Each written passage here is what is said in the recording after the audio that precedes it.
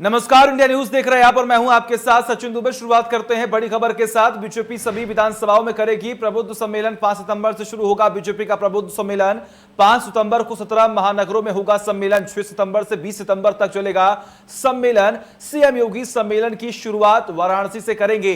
ये बड़ी खबर हम आपको बता रहे हैं। बीजेपी का प्रबुद्ध सम्मेलन, आने वाले वक्त में चुनाव है और ऐसे में लगातार जनता तक ये पहुंचाना कि हमने क्या कार्य किया और आकर बीजेपी सरकार क्या कर सकती है, ये तमाम चीजें जनता तक पहुंचाने का कार्य अब लगातार किया जा रहा है। चाहे बीजेपी हो चाहे कांग्रेस, पूरी जोर आजमाइश के साथ लगातार कार्य किया जा रहा है। और ऐसे में आपको यह जानकारी दें कि 5 सितंबर से शुरू होने वाला है बीजेपी का प्रबुद्ध सम्मेलन।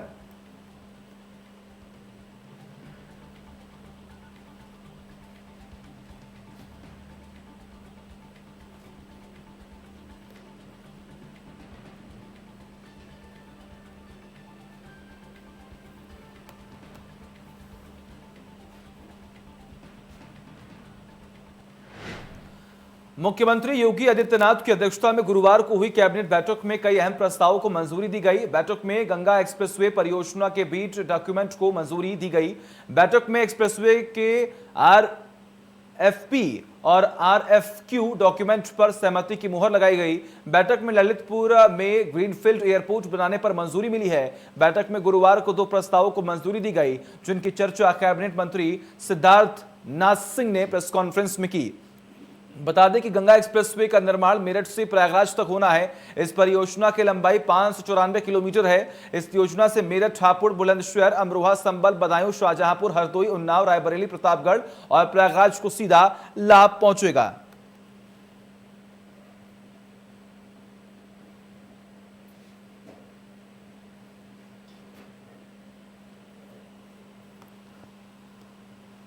समाजवादी पार्टी की सहयोगी जनवादी पार्टी की तरफ से प्रदेश के 28 जिलों में निकाली गई जनवादी जनक्रांति यात्रा गुरुवार को लखनऊ स्थित सपा मुख्यालय पहुंची। इस मौके पर पूर्व मुख्यमंत्री मुलायम सिंह यादव भी पहुंचे। उन्हें देखते ही सपा अध्यक्ष अखिलेश यादव ने पैर छूकर आशीर्वाद लिया और अपनी कुर्सी पर बिठाया। भीड़ देखकर गदगद हुए मुलायम सिंह ने कहा कि आज मन खुश हो गया। पूरा हाल और पार्टी कार्यालय है वो भरा हुआ है। आप सभी लोग मिलकर सरकार बनाएं। इसके बाद अखिलेश यादव ने कहा, नेताजी का आना सोने पर सुहागा हो गया। सिलेंडर कितना हो गया, दोगुना हो गया कि नहीं हो गया? रसोई गैस का सिलेंडर की कीमत हमारी बहन बता रही है, क्योंकि इन्हें घर देखना पड़ता है। ये जो हमारी बहनें खड़ी हैं, ये बता रही हैं कि सिलेंडर की कीमत दुगनी हो गई है और ये अब घर नहीं चला पा रही हैं और कई हजार रुपया अब इनको ज्यादा खर्च करना पड़ रहा है केवल घर चलाने के लिए। डीजल कितना बढ़ गया, पेट्रोल कितनी महंगी हो गई। और याद कीजिए, उस समय भारतीय जनता पार्टी के एक मंत्री ने क्या कहा था, केंद्रीय सरकार के मंत्री जी ने क्या कहा, जब सरसों का तेल महंगा हो गया था। जब सरसों का तेल महंगा हो गया तो सोचिए क्या जवाब दिया था भारतीय जनता पार्टी की सरकार ने। उन्होंने, सरकार के लोगों ने जवाब दिया कि सरसों के तेल में मिलावट हम नहीं कर पा रहे हैं, इसलिए महंगा है। और नोटबंदी क्या किया था कि भ्रष्टाचार खत्म हो जाएगा। डॉक्टर संजय सिंह चौहान जानते होंगे, इन्हें लोगों ने शिकायत की होगी कि बताओ भ्रष्टाचार किस तरह बढ़ गया है। अच्छी योजना थी, 100 नंबर, उसको ही बर्बाद कर दिया इन्होंने। समाजवादी पार्टी के साथ आगामी विधानसभा चुनाव लड़ने का ऐलान कर चुकी जनवादी पार्टी सोशलिस्ट ने जनक्रांति यात्रा का समापन सपा कार्यालय पहुंचकर किया। जनवादी पार्टी सोशलिस्ट के राष्ट्रीय अध्यक्ष डॉक्टर संजय सिंह चौहान का स्वागत सपा राष्ट्रीय अध्यक्ष अखिलेश यादव, उनके साथ सपा संरक्षक मुलायम सिंह यादव ने भी किया। स्वागत कार्यक्रम में डॉक्टर संजय सिंह चौहान ने हमारे सहयोगी के साथ बातचीत की। जरा सुनिए आखिर उन्होंने क्या कुछ कहा। साथ मौजूद हैं जनवादी सोशलिस्ट पार्टी के राष्ट्रीय अध्यक्ष डॉक्टर संजय सिंह चौहान। कई जिलों की यात्रा पर थे, क्रांति जन यात्रा इनकी थी। जिलों में गए हैं, क्या रहा है रिस्पांस और किस तरह से जनता देख रही है? देखिए, जनता इस सवाल को लेकर के खड़ी है कि कोरोना काल में भाजपा लाखों लोगों की ऑक्सीजन के अभाव में हत्या कर दी, महंगाई बढ़ा दी, बेरोजगारी बढ़ा दी, संवैधानिक संस्थाओं को कमजोर किया पिछड़ों और दलितों के आरक्षण की प्रासंगिकता को कमजोर किया, बेरोजगारी को बढ़ाया, शिक्षा महंगी किया। सबसे बड़ी बात कि वर्तमान परिवेश में जनता जिस तरह से किसान से लेकर के एक आम नागरिक परेशान है, वो पूरी तरह से तैयार होकर के बैठा है कि 2022 का चुनाव आएगा, भाजपा जाएगी और समाजवादी पार्टी आएगी। अगर अति पिछड़ों की बात की जाए, दलितों की बात की जाए, तो आप उनके बीच गए हैं, मुलाकात किए हैं, क्या रिस्पांस रहा है? किस आधार पे जो है समाजवादी पार्टी या आपकी पार्टी के साथ वो खड़े होने के लिए तैयार हैं? देखिए, अति पिछड़ों को पिछड़ों के खिलाफ, दलितों को अति दलितों के खिलाफ भाजपा ने गुमराह किया और गुमराह करके वोट लिया। और सरकार बनने के बाद अति पिछड़े दलित वर्ग के लोगों ने देखा कि जैसे ही सत्ता आती है, जिस सामाजिक न्याय देने की बात बीजेपी कही थी और सामाजिक न्याय को मजबूत करने की बात पर लोगों ने भरोसा करके उसको वोट दिया था, जैसे ही बीजेपी आई आरक्षण की प्रासंगिकता को ही खत्म कर दिया। पढ़ने लिखने नौजवान आज इस स्थिति में है कि जो रोजगार पा सकते थे उनका रोजगार कोई दूसरा लूट करके ले गया। तमाम सारी भर्तियां देखिए, उस भर्तियों में भी जो बैकवर्डों का हक होना चाहिए, जितनी संख्या होनी चाहिए, जो अनुपात होना चाहिए, उनका 27% का आरक्षण भी नहीं मिल रहा है। तो पूरी तरह से बीजेपी अपने चेहरे का नकाब बीजेपी का हट गया है और इस बार बैकवर्डों के खिलाफ नहीं बीजेपी लड़ा पाएगी। अब समूचा बैकवर्ड दलित बीजेपी को जवाब देने के लिए पूरी तरह से तैयार है। इसे कहा जा सकता है कि अखिलेश यादव कह रहे थे कि समझौता करेंगे और उसी को लेकर डॉक्टर संजय सिंह चौहान का दावा है कि वो समाजवादी पार्टी के साथ मिलकर चुनाव लड़ेंगे। कैमरामैन संदीप के साथ नरेंद्र यादव, न्यूज 2022 के साथ। एसपी के प्रदेश अध्यक्ष नरेश उत्तम पटेल ने बीजेपी पर गंभीर आरोप लगाए हैं। किसान नौजवान पटेल यात्रा लेकर बलरामपुर पहुंचे। नरेश उत्तम ने बीजेपी को गुंडों की पार्टी कह डाला। उन्होंने कहा कि देश के अंदर जितने भी माफिया गुंडे हैं वे बीजेपी में हैं। प्रदेश अध्यक्ष ने शिवपाल के पार्टी में शामिल होने के सवाल पर कहा कि पार्टी के सभी सम्मान हैं, छोटी पार्टियों के साथ मिलकर चुनाव लड़ेंगे। बीएसपी के ब्राह्मण सम्मेलन पर कहा कि सपा समता मूल कर समाज के लिए सभी जाति धर्म के लोगों को साथ लेकर चलती है। किसान नौजवान पटेल यात्रा लेकर उत्तर प्रदेश के बलरामपुर पहुंचे। समाजवादी पार्टी के प्रदेश अध्यक्ष ने बीजेपी पर बीएसपी पर जमकर हमला भी बोला। समाजवादी पार्टी में माफियाओं के परिजनों को सपा में शामिल करने के बीजेपी के आरोप के सवाल पर पलटवार करते हुए नरेश उत्तम ने कहा कि भारतीय जनता पार्टी गुंडों की पार्टी है, सारे गुंडों के मुकदमे वापस कर रही है। जग जाहिर है कि पूरे देश में जितने भी माफिया गुंडे हैं सब बीजेपी में हैं।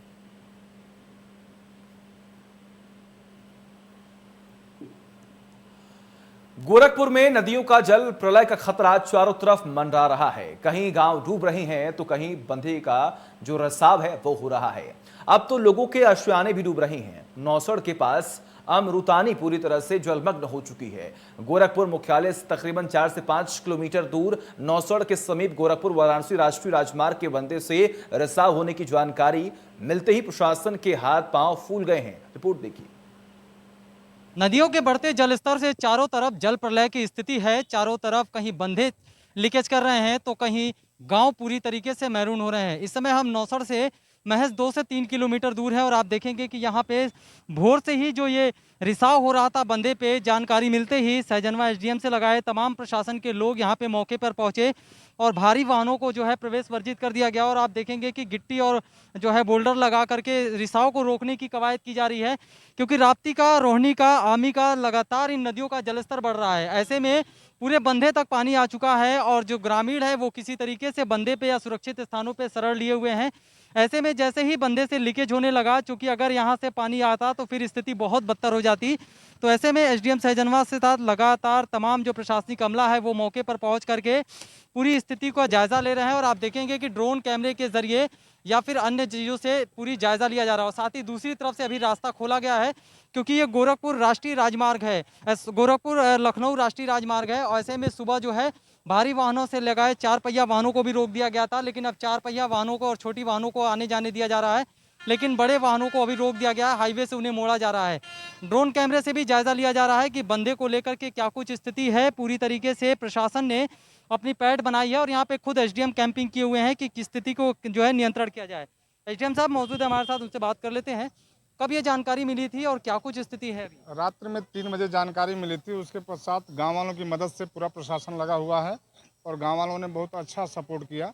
वाहन को हम लोगों ने पहले रोक दिया और रोकने के बाद गांव वालों की मदद से कुछ मिट्टी बोरी में भर करके हम लोग लगाए। तब तक बाढ़ के लोग आ गए और बाढ़ के एग्जीक्यूटिव इंजीनियर आए थे और चीफ इंजीनियर की उपस्थिति में सारी कार्रवाई की गई और बोरी में बालू भर करके लगाया गया है, गिट्टी भी डाली गई है। और जब से ये कार्य हम लोग किए हैं 9 बजे के बाद से फिर लीकेज बंद हो गया है। अभी फ़िलहाल कहीं से पानी नहीं रिसाव नहीं हो रहा है और सतर्क दृष्टि रखी जा रही है। एई और 2-2 जेई यहाँ पड़े हुए हैं। मैं खुद लगातार यहाँ वॉच कर रहा हूँ और किसी भी स्थिति में इसको हम लोग अच्छा जी, बढ़ने गोरखपुर लखनऊ राष्ट्रीय राजमार्ग था, इसको भी रोक दिया गया है, तो इसको लेकर इसको रोका नहीं गया था। पहले ऐसा था कि जब ये घटना हुई तो उस समय हैवी वाहन को सुरक्षा के दृष्टिकोण से रोक दिया गया था और हैवी वाहन को डाइवर्ट कर दिया गया। हाईवे से होते हुए नौसर जा रहे हैं। 4 पहिया वाहन और व्हीलर 2 व्हीलर जा रहे हैं, ऑटो जा रहे हैं। ट्रैफिक पूरी तरह से सुचारू रूप से संचालित है। केवल बड़े वाहनों को रोक दिया गया है। यानी स्थिति पूरी तरीके से कंट्रोल में है अब, लेकिन जगह जगह पे जिस तरीके से रिसाव हो रहे हैं वो कहीं ना कहीं प्रशासन के लिए चिंता का सबब है, क्योंकि नदियों का जलस्तर है वो लगातार बढ़ रहा है। अब ऐसे में प्रशासन पूरी तरीके से भ्रमणशील है और जहां भी जानकारी मिल रही है मौके पर पहुंच करके बाढ़ खंड के अधिकारियों के साथ उसको दुरुस्त करने की कवायद कर रहे हैं। Sushil Kumar, India news, Gorakhpur. और वही गाजियाबाद के थाना सियानी गेट राकेश मार्ग पर करंट लगने से 3 बच्चों समेत 5 लोगों की दर्दनाक मौत हो गई। 5 लोगों की मौत के बाद उत्तर प्रदेश के मुख्यमंत्री योगी आदित्यनाथ ने मृतक के परिजनों को 2 लाख का सहायता देने का ऐलान किया था, जिसके बाद गाजियाबाद के सांसद जनरल वीके सिंह ने मृतक के परिजनों को 2-2 लाख का चेक दिया। सांसद वीके सिंह ने जानकारी देते हुए बताया कि 5 लोगों की मौत एक दुखद घटना है और मृतक के परिजनों की जो भी संभव मदद सरकार द्वारा होगी वह जरूर की जाएगी। बहुत दुखद घटना है और प्रारंभिक जो चीज़ें पता चली हैं, जो उन्होंने नया शेड लगाया था उसके अंदर करंट था।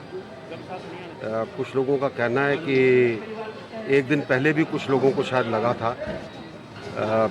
इसकी जांच जो है वो डीएम साहब ने ऑर्डर कर दी है और उनके प्रयास से जो कुछ आर्थिक मदद जो परिवारों के लिए हो सकती है वो दी गई है। आगे हम देखेंगे कि कैसे परिवारों के बारे में और कुछ अगर मदद हो सकती है तो वो करवाई जाए। कौशाम्बी की बेटी राज्य स्तरीय खेल में 4 गोल्ड मेडल जीत चुकी है। 4 साल में 4 बार लगातार गोल्ड मेडल जीते कौशाम्बी की बेटी जागृति ने अपने खेल से बेटियों का दिल जीता था। भव्य स्वागत कर कौशाम्बी के लोगों ने उसका उत्साह भी बढ़ाया था। नेशनल स्तर पर खेलने के लिए जागृति को अब ओपन एयर गन की जरूरत है। 5,50,000 की कीमत की यह गन वह खरीदने में सक्षम नहीं है। परिवार की हालत ठीक नहीं है। डिप्टी सीएम सांसद से गुहार लगाई गई, लेकिन अब जागृति की उम्मीदें टूटने लगी हैं, क्योंकि कहीं से उसको मदद की आस नहीं दिख रही है। मेरा नाम जागृति सिंह मौर्य है। मैंने इस गेम की शुरुआत धर्मा देवी इंटर कॉलेज से की थी। मुझको ये इवेंट वहीं से मिला था और इसके कोच मेरे भैया थे जिन्होंने मुझे ट्रेनिंग दी। मैंने ओपन साइड राइफल से ये जिला मंडल क्रॉस किया था गोल्ड से। फिर मैं 2016 में गई थी गोरखपुर खेलने के लिए, वहाँ पर मुझे गोल्ड मिला था। वहाँ के बाद फिर 2017 में यही जिला मंडल क्रॉस करने के बाद गोल्ड लाई थी। तब मैं अलीगढ़ गई थी स्टेट खेलने के लिए, वहाँ मुझको गोल्ड मेडल मिला था। वहाँ से आने के बाद 2018 में मेरा फिर तीसरा इवेंट था। जिला मंडल क्रॉस करने के बाद गोल्ड मेडल से मैं वहाँ पर भी गोल्ड लेके आई थी। मेरठ में था तब मैं लेके आई थी वहाँ से गोल्ड। फिर 2019 में भी मेरा यही इवेंट हुआ था। जिला मंडल क्रॉस करने के बाद मेरठ में मैं खेली थी। देश के लिए यही गोल्ड मेडल लाना चाहती हूँ। अगर मेरे लिए ये पीप साइड राइफल अवेलेबल हो जाती है, हम अरेंज नहीं कर पा रहे हैं, अगर अरेंज हो जाती है, हमें एकेडमी मिल सकती है, तो आगे के लिए हम खेल सकते हैं। नहीं, हमारे सांसद, विधायक, डिप्टी सीएम सबके पास गए, मिले, लेकिन आश्वासन दिया, हमारी हेल्प अभी तक नहीं हुई है। सबसे बड़ी तो समस्या ये है कि हमारे पास वेपन्स अवेलेबल नहीं है और यहाँ हमारे घर पे रह करके बाहर के कोच नहीं, मेरा भतीजा है उमेश सिंह हैं और उन्होंने बहुत अच्छे तरीके से तालीम दी, इनको सिखाया पढ़ाया और आगे 4 बार इन्होंने स्टेट लेवल पे खेला, मेडल लाई, गोल्ड मेडल, और उसके बाद 2 बार राष्ट्रीय टीम में चयन हुआ। एक बार तो ये इंदौर खेले आई, लेकिन गन के अभाव में आगे जगह नहीं मिलती। मेन कारण है हमारे पास वेपन्स नहीं है सर, प्रैक्टिस के लिए ना कोई एकेडमी है, ना ऊपर से हमारे लिए कोच कोई सरकारी वो उपलब्ध है। बीते दिनों ताज दर्शन करने आए कृष्ण स्वरूप पर्यटकों को ताज में प्रवेश न देने का मामला अब गर्माता जा रहा है। ताज नगरी आगरा में इस मामले के बाद हिंदुवादी संगठनों द्वारा लगातार विरोध किया जा रहा है। राष्ट्रीय हिंदू परिषद भारत संगठन ने करीब 2 दर्जन राधा कृष्ण के प्रतीकात्मक स्वरूपों के साथ ताज के दर्शन करने पहुंची, लेकिन राधा कृष्ण के स्वरूपों के ताज पर पहुंचने की सूचना मिलते ही कई थानों की पुलिस ने लोगों को ताजमहल को जाने वाले प्रवेश द्वार पर रोक दिया और प्रवेश द्वार को बंद कर दिया, जिसके बाद संगठन के लोगों ने प्रवेश द्वार पर ही जमकर नारेबाजी शुरू कर दी।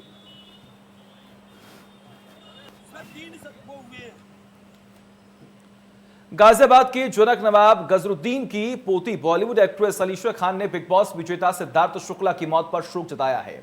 उन्होंने बताया कि सिद्धार्थ शुक्ला काफी टैलेंटेड थे और 2020 में बॉलीवुड ने सुशांत सिंह राजपूत को खोया और 2021 में सिद्धार्थ शुक्ला को खोया। बता दें कि एक्टर अलीशा खान इमरान हाशमी के साथ एक फिल्म आईना में मुख्य भूमिका में नजर आई थी। उनकी एक फिल्म माय हस्बैंड वाइफ भी बॉलीवुड में आई थी। अलीशा खान सिद्धार्थ शुक्ला के जाने से बड़े गमगीन हैं और उन्होंने सोशल मीडिया के माध्यम से अपना शोक व्यक्त किया है।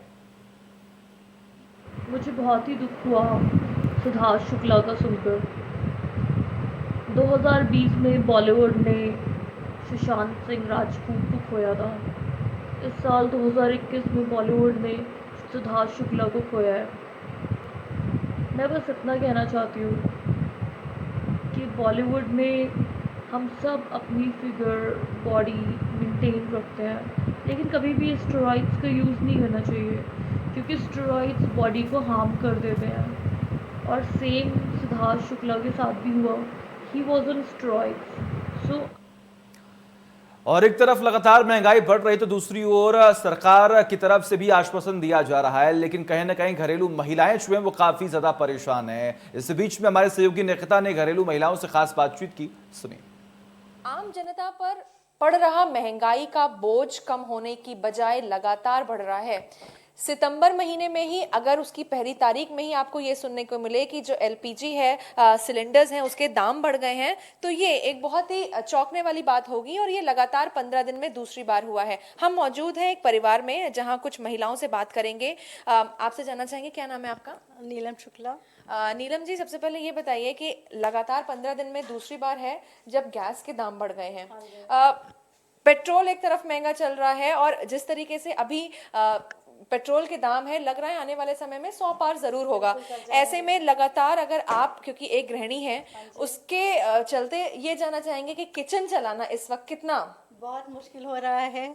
हर बार जब भी देखे तो महंगाई की इतनी मार पड़ी कि गैस सिलेंडर अभी 25 रुपये बढ़े थे, फिर 15 दिन में फिर 25 रुपये बढ़ गए। अब 884 रुपये का आप सोचे 14 किलो का जो हमको सिलेंडर मिलेगा, और जहाँ पे अर्निंग मेंबर नहीं है उनकी क्या हालत हुई होगी। ऐसे दूध के दाम ले लीजिए, अचानक बढ़ा दिए, दाल बढ़ा दी, ऑयल बढ़ा दिया, हर चीज़ के दाम। सब्जियों पर मार पड़ी हुई है। फ्रूट्स जहाँ पे 2 किलो 3 किलो सेब लाते थे तो सोचना पड़ता है कि चलो भैया 2.5-1.5 किलो में काम चला लेते हैं। पेट्रोल इतना महंगा कर दिया कि गाड़ी निकालने के लिए पहले होता था चलो निकालो घूम के आओ, अब सोचना पड़ता है कि निकालेंगे तो कहाँ से कैसे क्या करेंगे। चीज़ें सोचनी पड़ जाती हैं। और क्या बताएं, हर चीज़ के लिए चावल दाल सभी चीज़ें महंगी पड़ गई हैं। ये सारी चीज़ें ऐसी हैं जो लगातार रोज़ यूज़ होती हैं। आपसे जानना चाहेंगे कि किस तरीके से अब आपको किचन चलाने में सोचना पड़ रहा है। देखिए मैम, जैसे होता था हम लोग सोचते थे इकट्ठे राशन ले लेते हैं, ठीक है, जैसे मेंबर होते थे उस हिसाब से हम लोग के घर का राशन आता था। लेकिन सबसे ज़्यादा मार जो पड़ी है हम गृहिणियों पे पड़ी है, क्योंकि देखिए घर का मिनिस्टर कौन होता है? लेडीज़ होती हैं, उनको होम मिनिस्टर ही आप बोलिए। सबसे ज़्यादा अगर आपने बहुत अहम बात की कि घर का और किचन का खास तौर पर महिलाएं ही उसको लीड करती है। जी जी। तो हम ये चाहते हैं कि जैसे पहले महंगाई ठीक थी, हमारे बजट में आ जाती थी, अब हमारे बजट से ओवर जा रही है। और आगे बढ़ते हैं और आपको दिखाते एक राहत की खबर। जी हां, जहां पर आपको ये देखकर समझ में आएगा कि आखिर किस तरीके से कोरोना को लेकर जब लगातार कार्य किए जा रहे थे और भारत की वैक्सीन को लेकर भी ये राहत भरी खबर जो है वो सामने आई है, क्योंकि रिसर्च किया गया और रिसर्च में चौंकाने वाले नतीजे सामने आए हैं। देखिए, हम लोगों ने जब ये माननीय प्रधानमंत्री ने ये आह्वान किया था कि जितने भी स्वास्थ्य कर्मी हैं पहले उनको वैक्सीनेशन किया जाएगा, तो उस क्रम में हमारे अपने कॉलेज के जो स्वास्थ्यकर्मी थे, जिसमें डॉक्टर, नर्सेज और दूसरे कर्मचारी जो कोविड के इलाज में लगे हुए थे, आपको याद है कि हमारा कॉलेज जो है वो कोविड हॉस्पिटल था, तो उसमें हमारे यहाँ करीब 6,500 लोगों को वैक्सीन लगी जो स्टार्टिंग हुई, और वो ये कार्यक्रम कई महीने तक चलता रहा। तो जो शुरू में वैक्सीन 16 जनवरी को जो वैक्सीन लगी, उस सेकेंड डोज उसकी 15 फरवरी को लगी, तो उनमें से हमने करीब 246 लोगों का चयन किया लॉटरी के माध्यम से, जिसके अंदर के डॉक्टर और नर्स की तकरीबन बराबर संख्या थी। इसी तरह से गार्ड और दूसरे लोग उसके अंदर थे। तो इन लोगों में हमने 2 डोज लगने के 1 महीने के बाद एंटीबॉडी देखी और उसके 4 महीने के बाद एंटीबॉडी। चलिए, वक्त एक छोटे से ब्रेक का।